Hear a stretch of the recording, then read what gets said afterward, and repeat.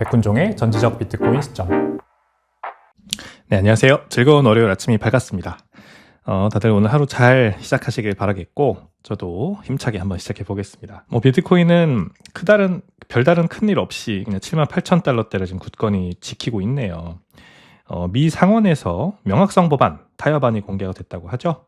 그래서 지금 암호화폐 세계 전반적으로는 좀 이 소식을 크게 희소식으로 받아들이고 있는 중입니다. 비트코인의 제도권 편입을 위한 새로운 정신호가 켜졌다.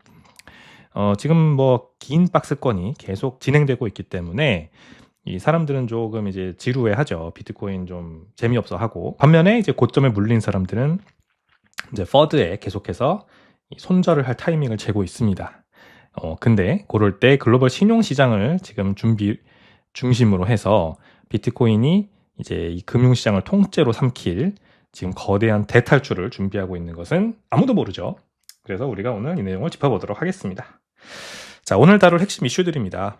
첫 번째, 디파이의 엑소더스다. 원금 상실 공포 속에서 허구의 이자를 버리고 비트코인으로 회귀하는 자본들이 있다.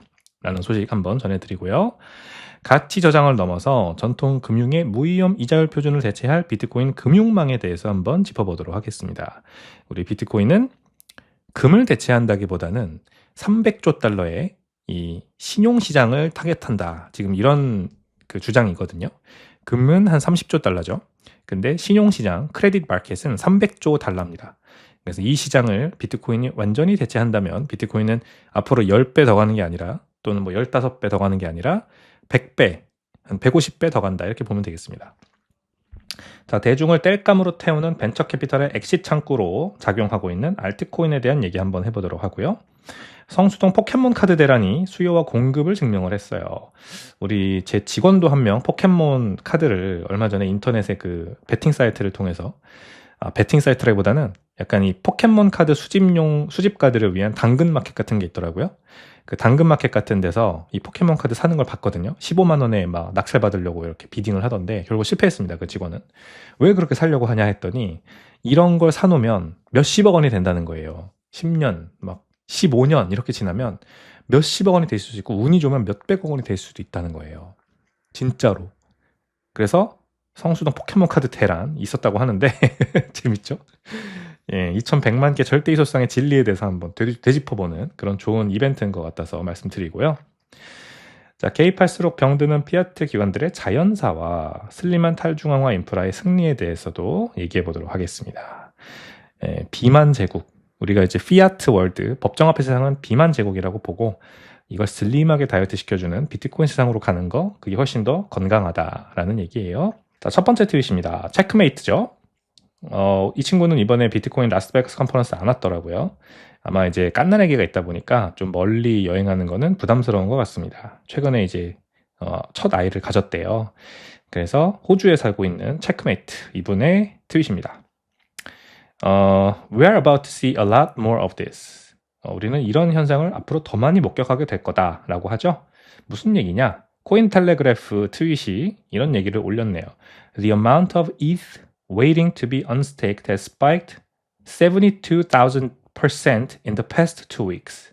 지난 2주간 이더리움에서 언스테이킹, 본딩을 해지하려고 하는 그 물량이 72,000% 폭증했다라고 하는 겁니다. 물량 기준으로. 엄청나죠? 그러니까 이더리움은 기본적으로 이더리움 스테이킹을 박아서 이자를 받으려고 하는 목적으로 좀 많이들 매수를 하시잖아요. 근데 왜 이렇게 많이 해제를 하려고 하냐, 스테이킹 해제를 하려고 하냐. 이제 이더리움이 더 이상 가격이 떨어지는 거를 못 참고 팔려고 언스테이킹을 하는 거거나 아니면은 이제 이자율이 너무 낮은 거가 마음에 안 들어서 해제를 하는 거거나 여러 가지 이유가 있겠죠. 그래서 세 가지 블랙 포인트로 정리해보면 이는 디파이 수익률이 원금 전체를 이룰 수 있는 리스크를 감당하기에 부족하다. 이렇게 캐피탈 플라잇이 나오고 있는 겁니다. 그러니까 이더리움 스테이킹 해놓은 게 리스크가 있을 거 아니에요. 그것도 이더리움이 어떻게 된다든지 가격이 떨어진다, 0으로 수렴한다든지 해킹이 발생할 수도 있고 여러 가지 이제 일들이 있을 수 있는데 그거 대비해서 지금 이더리움 블록체인이 주고 있는 한 6%가량의 이자율은 부족하다라고 느끼는 사람들이 늘어나고 있다는 거죠. 그만큼 실질 인플레이션이 올라가고 있다는 얘기도 될 거고. 특히 지난 4월 켈프다오 브릿지에서 북한 라자루스 그룹으로 추정되는 해커들에게 2억 9천만 달러 이상을 탈취당한 사건, 이게 업계에 대한 신뢰를 다시 한번 추가로 실추시켰습니다. 이 켈프다오 해킹 사건 유명하죠. 그러니까 이 다오의 출금 권한을 가지고 있는 사람들에게 교묘히 접근을 해서 출금 키, 프라이빗 키를 얻은 다음에 출금을 한 아주 대표적인 이 로맨스 스캠이자 인간이라고 하는 약점, 루폴을 활용한 그런 해킹이었습니다. 어떤 기술적 해킹이 아니었어요. 스마트 컨트랙트에 뭐 허점이 있다거나 뭐 아니면 교묘한 이런 기술적으로 그 약점을 헤집어 들어가서 멀리서 원거리에서 해킹을 한 게 아니라 그냥 이 켈프다오라고 하는 곳의 창업자들, 출금 권한 가지고 있었던 사람들의 접근하여서 꼬셔서 꼬드겨서 이 개인키를 탈취한 다음에, 아니면 뭐 정당하게 얻었을 수도 있겠죠. 얼마나 넘어갔냐에 따라서. 그 다음에 그것을 가지고 엄청난 자금을 출금해 나간 2억 9천만 달러, 우리 돈으로 한 3천억 원 이상, 3,400억 원 정도 되는 큰 돈을 탈취해 나간 사건입니다. 자, 계속 그래서 이 스마트 컨트랙 기반 디파이를 믿을 수가 없다라는 그런 인식이 점점 커지는 거고요. 특히 인공지능 기술이 스마트 컨트랙의 취약점 발견 속도를 기하급수적으로 높이고 있다고 하죠. 자, 얼마 전에 미토스, 인터넷 세상에서 취약점이 있는 인터넷 사이트들이나 뭐 보안 이런 것들을 전부 뚫어낼 수 있는 능력을 가졌다라면서 미토스 굉장히 얼마 전에 나왔을 때 그 큰 반향을 이끌어냈었잖아요. 스마트 컨트랙이 바로 그 미토스에 공격할 수 있는 대상 중에 하나예요. 스마트 컨트랙은 코드입니다. 코드인데 이 코드에는 너무 많은, 코드가 너무 방대하다 보니까, 왜냐면 자동화 시켜놓은 어떤 플로우잖아요. 그래서 이 코드에 너무 공격 지점이 많아요. 단일 실패 지점이 너무 많아요. 그러다 보니까 이 AI들이 자가학습을 통해서 이 스마트 컨트랙트 코드 베이스를 체화한 다음에 여기에서 발생할 수 있는 공격 시나리오들, 가능한 공격 시나리오들을 자동으로 세우고 마음대로 털어갈 수 있는 그런 세상이 됐기 때문에 이 엔트로픽의 미토스의 등장, 이것도 아마 이 이더리움 언본딩, 언스테이킹에 대한 이 신청률이 크게 올라가는 데 기여를 했을 겁니다. 자, 그래서 디파이 예치이자 고작 5%, 6% 얻기 위해서 원금 100%를 다 이런 도박판에 걸고 있는 시대가 저물고 있다, 이렇게 보시면 되겠습니다. AI는 해커들에게 궁극의 무기가 되었어요. 그래서 중앙화된 결함을 가진 프로토콜들을 아마 무자비하게 사냥할 것으로 보입니다. 이자라는 미끼에 현혹된 스마트 머니들이 결국 카운터파티 리스크가 없는 가장 완벽하고 단순한 베이스 레이어, 비트코인으로 회귀하는 시대가 이제 시작되었다, 이렇게 보시면 되겠습니다. 자, 두 번째 소식입니다. 심플리 비트코인. 이 지난 비트코인 2016 라스베가스 컨퍼런스에서 퐁러 마이크로스트래티지 CEO의 발언을 가져왔습니다. 퐁레라고 썼지만 이제 사실 퐁러가 맞죠. 퐁러가 맞습니다. 베트남계 미국인이라서 재밌는 이름을 좀 가지고 계시네요. 이분은 아무튼 현재 마이크로스트래티지의 CEO고요. 비트코인 2016 컨퍼런스에서 300조 달러 규모의 글로벌 신용시장 중 단 1%만 STRC로 흡수해도 3조 달러가 유입될 거다, 이렇게 주장했습니다. 이 경우 비트코인의 운용자산 AUM은 3배로 증가하면서 가격이 21만 달러에서 23만 달러까지 솟을 거다, 이렇게 전망을 했고요. STRC는 약 11.5%의 현재 배당 수익률을 제공하는 비트코인 기반의 디지털 신용 상품이죠. 변동성이 큰 MSTR 주식과 달리 꾸준한 현금 흐름을 원하는 리테일 투자자들에게 매력적인 대안으로 떠오르고 있습니다. 이는 비트코인이 향후 5년 동안 전통 신용시장의 자본을 서서히 빨아들이는 혁신적 금융상품 기초자산이 될 것이다, 이렇게 확인해 볼 수가 있겠습니다. 그래서 마이크로스트래티지가 실제 300조 신용시장의 1%만 가져와서 3조 달러 규모만 되어도 비트코인이 그러면 얼마가 되는 거냐 도대체. 비트코인도 현재 이제 1조 달러가 좀 안 되는 2조 달러가 조금 안 되는 시가총액인데 마이크로스트래티지가 한 500억 달러 정도 되죠. 근데 3조 달러 규모까지 덩치가 커진다. 얼른 계산이 안 되네요, 지금. 1000억 달러라고 치면은 3조 달러가 되면 30배인가요? 그러니까 지금 500억이니까 60배 정도 성장을 하는 게 되겠네요. 비트코인 가격도 60배 성장할 수 있겠죠, 그러면. 60배보다 조금 덜 성장할 수도 있고, 왜냐면 스트래티지가 언제나 비트코인보다 조금 프리미엄을 받고 고평가되니까. 그럼 비트코인도 한 50배? 뭐 40배? 이렇게 될까요? 뭐 아주, 그러니까 보수적인 전망치라고 봅니다. 이 스트래티지라고 하는 기업이 발행한 STRC가 공전에이트를 치고 있고, 이 STRC가 신용시장을 타겟팅해서 공전에이트를 치고 있어서 이 300조 시장 AUM 중에서 1%만 가져와서 STRC가 3조 달러만 흡수해도 비트코인 가격은 최소 21만에서 23만 달러까지는 오른다. 이렇게 얘기를 하는 거니까요. 그래서 비트코인이 향후 5년 동안 전통 신용시장 자본을 서서히 빨아들이는 혁신적 금융상품 기초자산이 될 거다. 이렇게 시사를 하고 있는 겁니다. 그렇습니다. 비트코인은 이제 단순한 디지털 금을 넘어 전통 금융의 거대한 파이프라인을 대체하는 중입니다. 피아트 시스템 신용은 부채 위에 부채를 쌓아 올린 모래성이죠. 그 기저에 어떤 담보물 자체가 없습니다. 그냥 신용이죠, 말 그대로.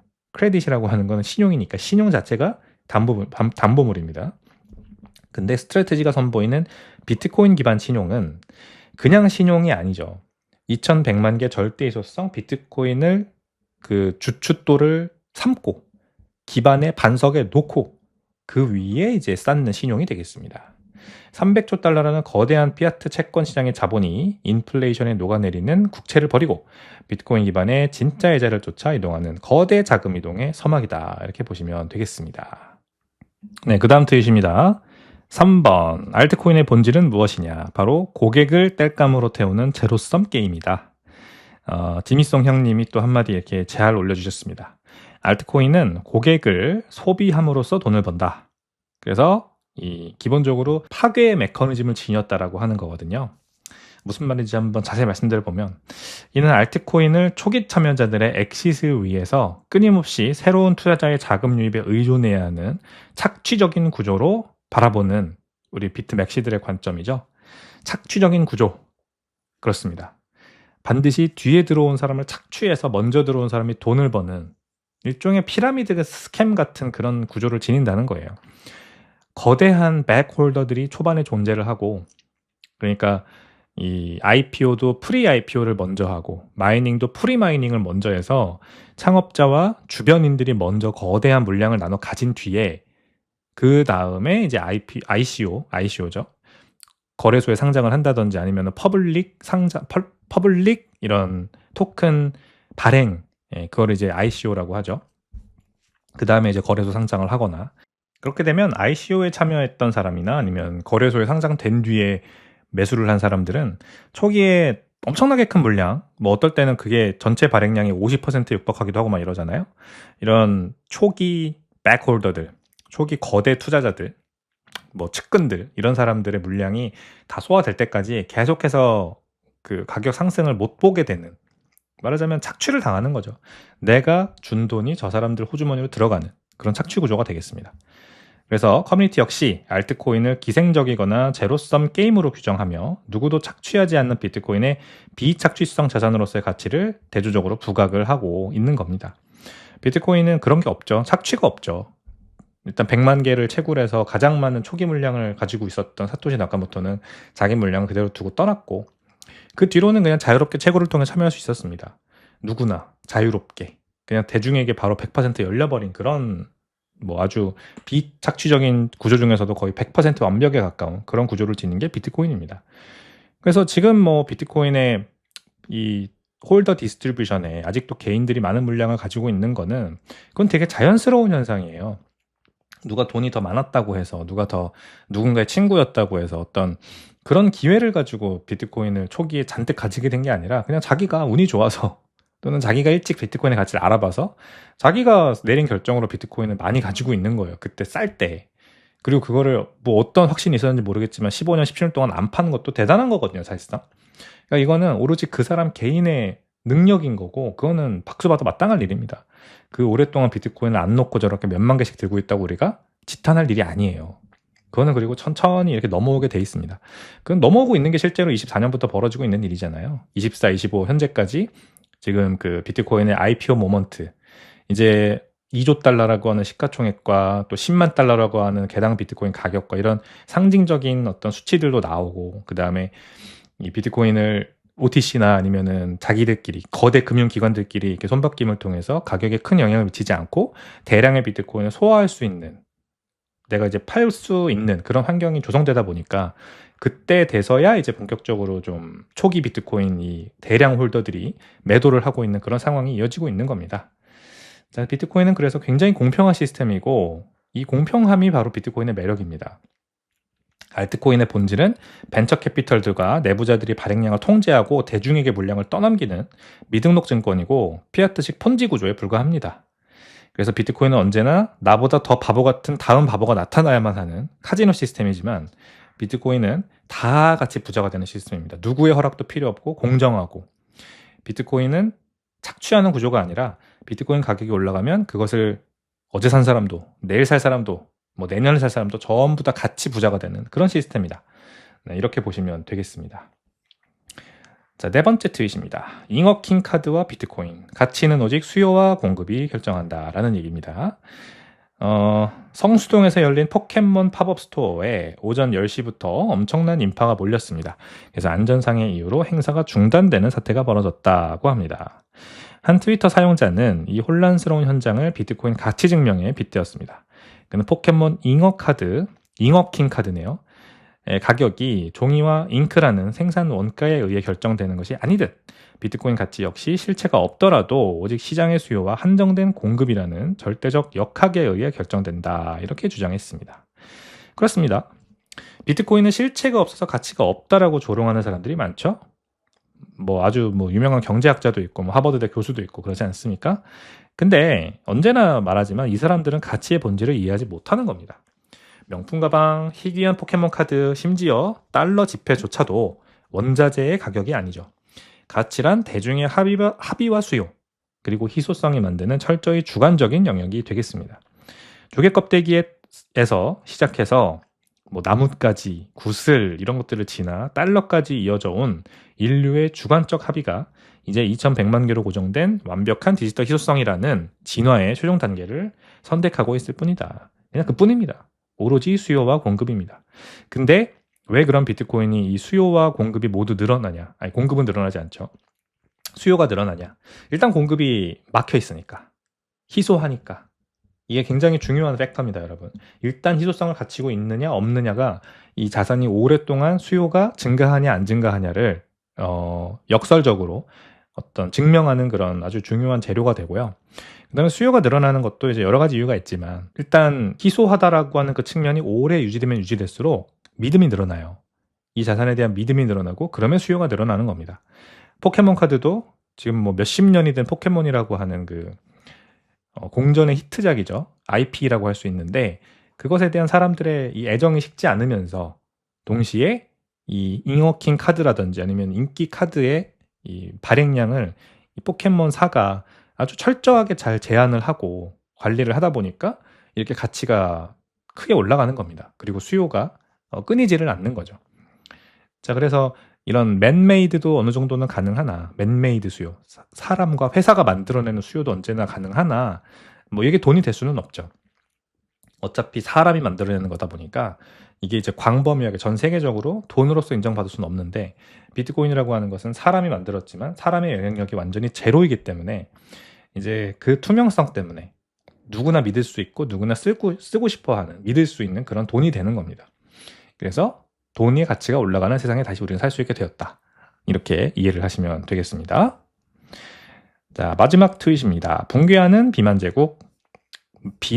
비만제국이란 말이 참 멋있네요. 개입이 낳은 질병과 비트코인이라는 해독제. 그렇죠. 마이클 세일러는 피터 맥코맥 쇼에서 거대 정부, 거대 은행, 거대 의료기관 등 몸집을 과도하게 키운 기관들은 결국 그 무게를 이기지 못하고 붕괴한다고 경고했다고 합니다. 그는 자연계에서 육상 동물이 생존할 수 있는 최대 한계가 코끼리인 것처럼 인간의 제도 역시 한계가 있다고 비유했습니다. 특히 정부는 작을수록 좋고 대부분의 정부 개입은 돕고자 시작했으나 결국 해를 끼치는 의인성 질환과 같아서 경제를 마비시킨다 이렇게 주장했습니다. 네, 이러한 발언은 디지털 시대에 중앙 통제를 줄이고 자유를 추구하는 탈중앙화 이념과 깊이 맞닿아 있습니다. 그렇죠. 이거 정말 제가 마이클 세일러의 여러 가지 발언 중에서 참 중요하고 깊이 공감하는 내용인데요. 정부라는 조직이 비대해지면 비대해질수록 거기에서 발생하는 지대추구 문제가 결국 이 정부라는 조직의 효율성을 급감시킵니다. 거의 기하급수 속도로 떨어뜨립니다. 그리고 절대 이건 개선될 수 없는 영역으로 가버려요. 지금 미국 정부가 그렇고요. 전 세계 모든 정부가 사실 다 마찬가지입니다. 같은 문제에 들어가 있어요. 이 Fiat Ruins Everything이라고 하는 책에 보면 나와 있는 개념이죠. 여기에 나오는 여러 가지 이제 사례 중에서 정부 조직의 비대화, 정부 조직이 쓸데없이 비대화된다. 그리고 이제 얼마 전에 일론 머스크가 그 도지라고 하는 효율부 수장으로 들어갔을 때 많은 것들을 밝혀냈는데 뭐 계속해서 이 정부 법인카드가 매월 어딘가로 결제되고 있는데 이게 어디로 가는지 아는 사람이 아무도 없다. 무슨 어디에 쓰이는 돈인지 어떤 기구로 들어가는지조차 알 수가 없다. 그래서 그냥 신용카드 법인카드 결제를 전부 다 취소했다고 하죠. 어떤 일이 발생하나 보려고. 뭐 이제 이렇게 되는 겁니다. 뭐 이미 퇴직한 공무원에게 돈이 가고 있기도 하고 뭐 그렇다고 하더라고요. 자, 이런 지대추구, 즉 공짜 돈을 받아먹으려고 하는 그 심리가 계속해서 이 조직에 만연하게 되는 거고요. 왜 그러냐? 이 조직이 비대해질 수 있었던 이유 자체가 돈이 무한대로 증식하기 때문이거든요. 정부라는 조직은 특수한 조직인 만큼 여기에는 무한대로 돈이 공급돼도 괜찮다라고 하는 뭐 그런 어떤 잘못된 신념이 만들어져 버려요. 그리고 정부는, 미국 정부는 특히나 뭐 적어도 이론적으로는 무한대로 돈을 만들 수가 있잖아요. 신규 화폐를 무한대로 공급할 수 있잖아요. 그러니까 정부가 뭐 여기 돈이 필요해? 그럼 돈 줘. 예산 편성해. 돈 줄게. 이렇게 되는 거예요. 예산 편성도 당연히 실리에 맞지 않게 이루어지는 거죠. 얼마가 필요하다. 얼마가 필요하다. 계속 늘어나. 계속 늘어나. 행정부마다 계속 불어나. 이래서 필요하다. 저래서 필요하다. 계속 불어나. 근데 실질적으로 미국은 그런 돈이 없지만 뭐 필요하다니까 어쩔 수 없지. 여기서 승인 땅땅땅 승인하고 넘어가면은 이제 부족한 분은 국채를 찍어내서 메우죠. 미국채는 언제나 전 세계에서 수요가 있으니까 마음대로 찍어냅니다. 그리고 그 중에 대부분 그렇게 찍어낸 돈들, 국채를 발행해서 조달한 그 대부분의 돈들은 사실상 우리가 모르는 깜깜이 영역으로 전부 다 흘러들어가 버리는 거죠. 누군가의 호주머니로, 누군가의 뭐 더러운 뭐 그런 영역으로. 그거 보셨죠? 그거 미네소타주에서 젊은 청년이 그 아동 보호소라고 불리우는 곳들에 전부 다 갔더니 다 소말리아계 불법 이민자들이 점거하고 거기에서 국고 보조금 타먹으면서 실제로는 아동 보호 시설 전혀 운영하지 않으면서 자기들끼리 거기서 돈 타먹고 그냥 그러고 있었다라는 게 밝혀졌잖아요. 그래서 지금 FBI가 수사하고 있죠, 거기. 그리고 이제 그 같은 청년이 LA로 갔어요. 캘리포니아로 갔어요. 그래서 캘리포니아는 이런 부정부패가 만연한가 이거를 또 찾아다니면서 확인을 하고 있는 중입니다. 그러니까 정부 자금이라고 하는 것은 기본적으로 공짜 돈이기 때문에 언제나 지대추구가 발생을 하고 그것이 이 큰 정부라고 하는 곳이 굉장히 비대해지게 만들고 심각한 이 만성적인 어떤 비효율성에 빠져들게 만듭니다. 그래서 그런 것들을 점점 줄여나가기 위해서는 결국 돈이 건강해져야 돼요. 결국 돈이 무한대로 발행될 수 없다라고 하는 믿음이 사회에 있어야 그래야 지대추구가 사라집니다. 그래야 내가 뭔가 사회에 가치를 제공하고 노동과 에너지를 투입해서 돈을 벌어들이려고 하는 게 당연시돼요. 지대추구는 그러지 않고 돈을 벌려고 하는 그런 마인드셋이잖아요. 그런 것들이 이제 점차 줄어들게 되는 겁니다. 자, 그렇습니다. 비트코인 아무도 통제할 수 없고 규칙을 바꿀 수 없다. 그래서 인류가 발명한 가장 효율적이고 슬림한 형태의 자유의 인프라. 이 비트코인이 돈으로 쓰여야 우리 사회에 만연한 비만 제국이라는 말을 썼죠. 비만 제국이 이제 더 건강한 제국으로 탈바꿈한다라는 말씀을 드리겠습니다. 주중 이란 군사 충돌 우려로 75,000달러까지 하락했던 비트코인 주말 78,000달러까지 다시 회복을 했습니다. 파키스탄을 통한 이란의 새로운 휴전 제한 소식에 국제유가가 3% 가까이 하락하면서 강력한 빅테크 실적도 나왔고 S&P 500 지수가 사상 최고치 경신하면서 위험자산 전반적으로 훈풍이 좀 불었네요. 한편 미 상원에서는 암호화폐 업계와 은행 로비스트 간의 오랜 협상 끝에 명확성 법안의 타협안이 드디어 공개되었다고 합니다. 이 법안은 스테이블코인 발행사가 단순 준비금 보유에 대한 이자를 지급하는 것은 금지하되 암호화폐 플랫폼 내 실제 참여에 따른 활동 기반 보상은 허용하는 내용을 담고 있다라고 합니다. 중간에서 잘 만났네요. 코인베이스 등 업계가 즉각 환영의 뜻을 표명했으며 이에 따라 상원 은행위원회의 법안 심사 등 입법 절차 탄력이 붙을 것 같습니다. 그래서 아마 여름 중에는 이제 실제 법안이 통과될 거다. 실제 시행령이 나올 거다. 그래서 여름 중에는 실시될 수 있다. 뭐 이제 이런 희망성이 많이 보이더라고요. 한편 비트코인은 현재 78,000달러를 왜 뚫지 못하냐? 그거는 암호화폐 자체 악세가 아니라 연준의 향후 행보에 대한 방향성 부재 때문이다. 이런 분석도 있습니다. 그렇죠. 뭐 연준 이제 케빈 월시가 나오면은 어떻게 될 것인가에 대한 뭐 사람들의 의견이 다 분분하죠. 맞습니다. 자, 뉴욕 증시. 올해 초 AI 에이전트 등장으로 어도비, 세일스포스 이런 기존 소프트웨어 기업들의 파이가 줄어들 것이라는 우려가 팽배했는데, 하지만 엔터프라이즈 협업 툴이죠. 아틀라시안이라고 하는 곳이 최신 분기에 32% 매출 성장을 기록하며 이 내러티브를 정면으로 반박했다. 아틀라시안 CEO는 AI로 인한 고객 이탈 징후는 전혀 없으며 오히려 강력한 확장세와 플랫폼 사용량 증가를 보이고 있다. 강조했습니다. 지난 1년간 70%가량 폭락했던 주가는 단숨에 30% 하루 만에 폭등했다고 하네요. 재밌네요. 이 AI 에이전트들이 등장하면서 소프트웨어 기업들은 유명무실해질 거다라는 주장. 저도 반박하는, 그렇게 되지 않을 거다라고 하는 하나의 인사이트를 좀 생각을 해봤는데, 이 기업들이 AI들을 활용해서 오히려 자신의 툴을 더 섹시하고 멋져 보이게 만들면서 한동안 버틸 수 있다라는 생각은 저도 분명히 듭니다. 그러니까 우리 엑셀이라고 하는 것도, 마이크로소프트의 그 파워포인트, 엑셀, 워드 같은 것도 그게 AI가 등장한다고 단순간에 한 번에 사라질 거냐? 또 그렇지는 않을 거예요. 왜냐하면 관성이라는 게 존재하기 때문에 많은 사람들이 여전히 엑셀에다가 엑셀 파일로 뭔가를 기록을 하고 뭐 정리를 하고 하잖아요. 근데 그거를 AI한테 그냥 시켜서 비슷한 형태의 스프레드시트를 받아내는 것보다는 엑셀이라는 툴로 관리하는 게 여전히 편한 거예요.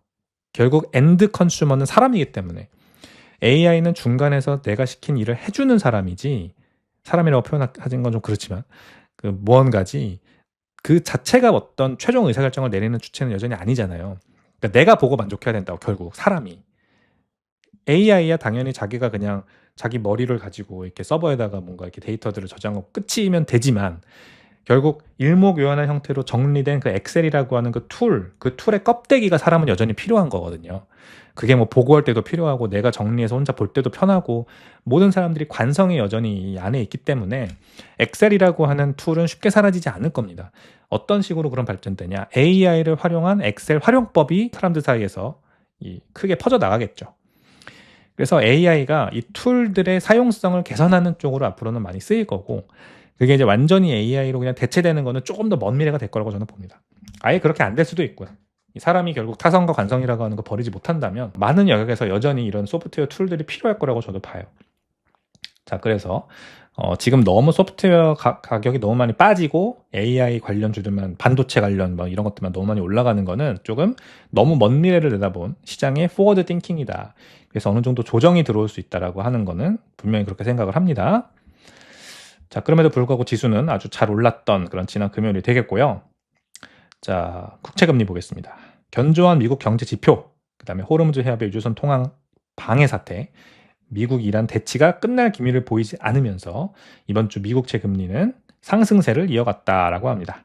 연준 관계자들 역시 전쟁으로 촉발된 인플레이션에 대한 우려를 표명했고요. 그래서 두 만기물 모두 10년물과 2년물 모두 큰 변동은 없었으나 주간 기준으로는 10년물 0.069%포인트 상승해서 4.377%, 2년물 금리는 0.112%포인트 상승해서 3.887%를 기록했다고 합니다. 시장의 관심은 이제 노동고용 지표로 쏠리고 있고요.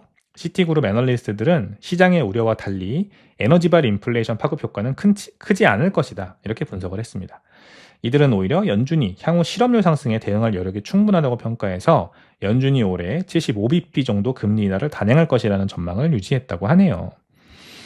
자, 귀금속, 금과 은 선물이 당일 동반 상승 마감했지만 이번 주 전체 하락 추세를 뒤집기는 역부족이었다. 금 최근 월물은 0.3% 상승해서 온스당 4,629달러. 야, 금도 진짜 완전히 박스권에 갇힌 모습이죠. 은은 3.3% 상승해서 75달러. 네, 은도 완전히 박스권에 갇혔습니다. 은은 좀 심각하게 많이 떨어졌죠. 고점 대비해서. 거의 반토막 아닌가요? 그죠? 130불까지 올라갔었나? 그러니까 거의 반토막 나고 지금 계속 거기에서 머물러 있습니다. 주간 기준으로는 금이 2%, 은이 0.6% 떨어지면서 두 기금속 모두 2주 연속 하락세로 한 주를 마감했습니다. 국채 금리와 완전히 반대 방향으로 가고 있네요. 그죠? 기금속 시장은 주 후반 들어 상승 기류를 탔습니다. 연준의 기준금리 동결 결정과 함께 제롬 파월 의장이 의장 임기 종료 후에도 연준 이사직을 유지하겠다 밝힌 발언이 시장에 소화되면서 금과 은의 일간 반응을 이끌어내는 주요 촉매제로 작용했다고 합니다. 자, 오늘의 밈으로 넘어가 보겠습니다. 이 험난한 오르막길 우리만이 끝까지 밀어 올린다라고 하는 것이죠. 보세요. 시지프스의 형벌입니다. 아주 무거운 돌을 끊임없이 이 산비탈을 밀어 올려야만 하는 형벌이고 너무나도 안타까운 형벌이죠. 지옥에서 우리가 맞닥뜨릴 수 있는 그런 형벌이 될 텐데 이거를 조금 이제 밈화시켜서 우리 인생이 사실 이렇다라는 말씀을 드리고 싶었어요. 인생은 고난한 것이죠. 인생은 문제 해결의 연속입니다. 인생은 고단한 것이고 문제 해결의 연속이다. 계속 이렇게 산을 무거운 돌이 아니라 무언가를 밀고 올라가는 그런 삶인데 사실 이거를 비트코인으로 한번 바꿔보면요. 무거운 돌이나 아니면은 뭐 법정 화폐를 밀어 올리고 있는 거는 사실 끊임이 없어요. 계속해서 쳇바퀴 도는 것처럼 시지프스의 형벌처럼 끝나지 않죠. 근데 우리가 이제 비트코인을 밀어 올리는 것으로 바꾸면 물론 힘들어요. 일단 비트코인에 대한 아직 인식 자체가 굉장히 초기 단계이기 때문에 많은 사람들이 공감하지 않고 날 이상한 사람 취급할 겁니다. 그래서 힘들지만 그 뒤에는 아주 자유로운 경제적 자유와 부와 영광과 번영이 기다리고 있다는 거죠. 그렇죠. 비트코인 is a journey, hodl이라고 하잖아요. 비트코인은 여정이다. 그렇습니다. 힘든 여정이지만 그 끝은 반드시 엄청난 경제적 자유가 기다리고 있는 겁니다. 그렇습니다. 우리는 저 밈에 있는 남자처럼 레이저 아이를 번뜩이면서 비트코인을 계속해서 가지고 묵묵히 전진하면 됩니다. 그래서 5년, 10년 뒤 완벽한 경제적 자유를 내다보고 계속해서 시장이 지루하거나 단기적인 가격 변동성이 멘탈 흔들 때마다 이렇게 시지포스의 형벌 이 장면을 떠올리면서 지독한 인내를 한번 떠올려 보세요. 힘든 여정일수록 그 끝에는 더 크고 달콤한 경제적 자유가 있을 것이라 믿습니다. 자, 오늘도 긴 시간 고생하셨습니다. 오늘 하루 잘 보내시고요. 감사합니다.